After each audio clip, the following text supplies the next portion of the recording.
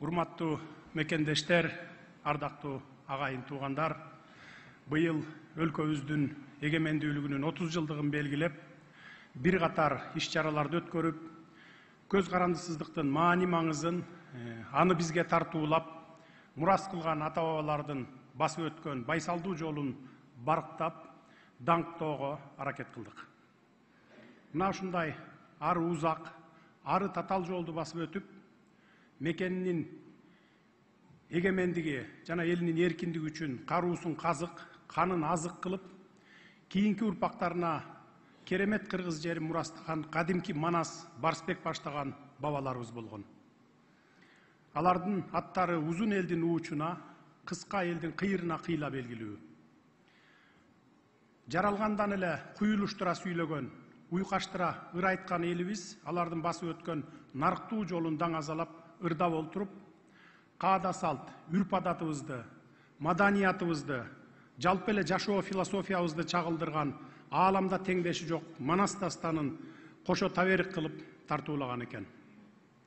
Мына ошол ата-бабаларыбыздын ыйык табериги болуп саналган улуу баян жаңырып жатканда, Айкөл Манастын кулаалы таптап куш кылдым, курама жыйып журт кылдым деген сөздөрү ата-бабаларыбыздын мамлекеттиктөөдөгү чеберчилиги, улут куроодогу тажрыйбасы гана эмес, биз үчүн айтылган керез, бизге тагылган милдет, урпактардын алдына коюлган парыздай сезилет. Байыркы бабалардын бөлүнбө кыргыз бөлүнбө деген урааны азыр дагы кыргыз аттуунун жүрөгүндө сыр болуп туюлуп, азыр дагы атуулдук, аруу сезимди козгойт. Мына ушундай мекенчил сезим канында ойногон Жусуп Абдрахманов атабыз өз кезегинде бүткүл өмүрүн кыргыз улутун калыптандырып, мамлекет курууга арнаган тура.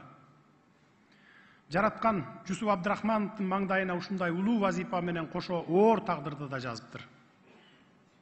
Бирок кыргыз мамлекеттүүлүгүн курууну эңсеген, алысты мелжеген Жусуп атабыз тагдырдын татаал сыноосуна моюн сунуп калбай, баштаган жолунан тайбай, акыры өлүмгө да тике караган экен. Жашы 20-дан жаңы ашкан курагында эле кыргыз мамлекеттүүлүгүн түптөөгө белсене катышкан Жусуп Абдрахманов өз күндөлүгүндө жазмыштын буйругу менен эң улуу тарыхый окуялардын күбөсү болуп калганын терең канааттануу менен жазып, каныят айткан жери бар. Ошону менен катар кезинде Совет бийлигинин жол башчысы Ленин менен жолугушуп сүйлөшкөнү, батынып сүйлөмөк тургай, дартын айта албаган кадимки Сталиндин өзүнө 2 жолу кат жазып, борбордук бийликтин туура эмес саясатын ачык айткан Жусуп Абдрахмановдун көк жалдыгы эмне? Улуттук жетилүүнүн кайталангыс эволюциясына күбө болуп жатканына шыктанган, ошол эле кезде ошол окуялардын түздөн түз катышуучусу, сүрөөнчүсү болгон Жусуп Абдрахманов ар бир ирмемди, ар бир күндү, ар бир окуяны көз жаздымда калтырбай тизмектеп, кагаз бетине түшүрүп калууга ашыкканын, анын улуу ой максаттарды көздөп жатканын айгинелейт. Жараткан ага советтик модернизацияны баштан кечирүү бактысында буйрат. Бирок ал өкмөт башчылык кызмат жөн эле кызмат эмес, аны менен бирге чанда биргелчү тарыхый роль жүктөлгөнүн аңдап, Кыргызстанды ири өзгөрүштөр, экономикалык долбоорлор үчүн жанын сабап күрөшөт. Ошону менен катар кесепеттүү натыйжаларга алып келчү айрым жат көрүнүштөр акыры келип өз башына тиерин туюп, көрөгөчтүк менен кооптонуусун да айткан. Канткен менен элим деп кара башын канжыгага байлаган Жусуп Абдрахманов бүгүнкү эгемендүүлүгүбүздүн пайдубалын түптөдү. Минтип айтканымдын себеби, ал киши 1930 жылдардын башында эле Кыргызстанды автономдук республикадан союздук республикага айлантуу идеясын көтөрүп, ошол мүдөөсүнүн жүзөгө ашуусуна түздөн түз салым кошту. Биз бүгүнкү муундун өкүлдөрү Жусуп ата баштаган ошол замандагы аракеттердин, ошол доордогу курч күрөштүн жемишин көрүп жатабыз. Урматтуу агайын туугандар, Жусуп Абдрахмановдай кемеңгер инсаныбыздын жаркын элесин эскерүү жана анын 120 жылдык мааракесин өткөрүү боюнча мамлекеттик деңгээлдеги уюштуруу комитетти түзүп, бир катар иш чараларды жүзөгө ашырууга жетиштик. Ушул жылдын 31 августунда Жусуп Абдрахмановго Кыргыз Республикасынын баатыры деген мамлекеттик эң жогорку наам ыйгарылды.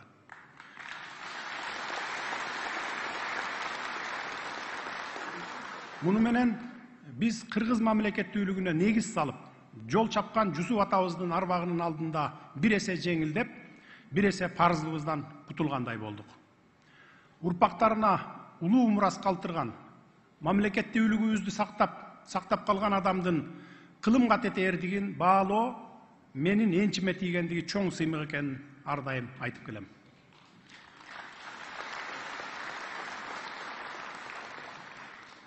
Эми Жусуп Абдрахмановдун 120 жылдык мааракесин өткөрүүнүн алкагында аткарылган иш чараларга да азын аулак токтоло кетейин. Мамлекеттик архив агенттиги тарабынан Казакстан Республикасынын президентинин архивинен, Алматы областынын мамлекеттик архивинен, аудио жазуу жана кино фото документтер борбордук архивтеринен Жусуп Абдрахмановго тиешелүү 33 барактуу 13 документ, 33 фото документ табылып, санарип форматка өткөрүлдү. Орусия